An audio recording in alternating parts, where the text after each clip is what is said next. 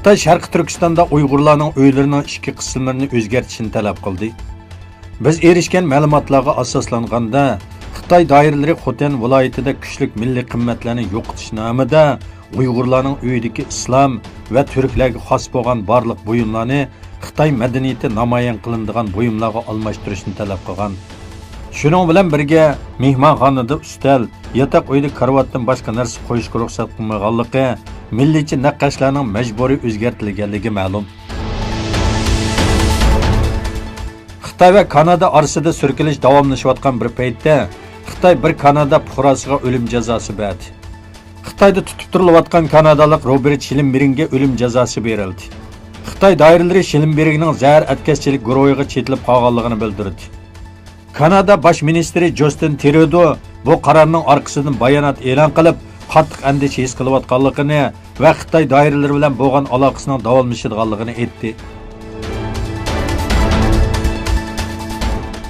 Xitoy tashqi ishlar ministri Hua Chunying Polshaning Huawei shirkatining bir boshqaruvchisini josuslik bilan ayblab qo'lga olganligi haqida to'xtalib, biz munosabatli taraflarni Huawei o'z ichiga olgan Xitoy shirkatlariga qarata asossiz gap so'z va mantiqsiz besimdan voz kechishga, ikki taraf shirkatlarining mablag' va o'rtaq hamkorlik uchun odil va yaxshi bir muhit barpo qilishga chaqiramiz dedi.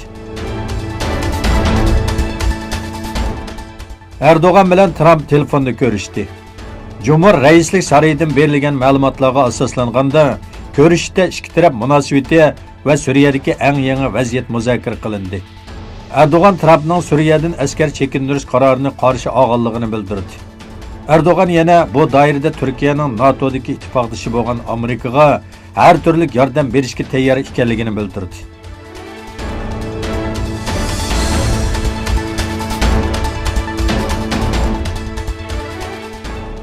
Yevropa Gullanish va Taraqqiyot bankisi O'zbekiston Tolimarjon o't elektr stansiyasining gaz turbasi qurilishi uchun 240 million dollar qarz berdi.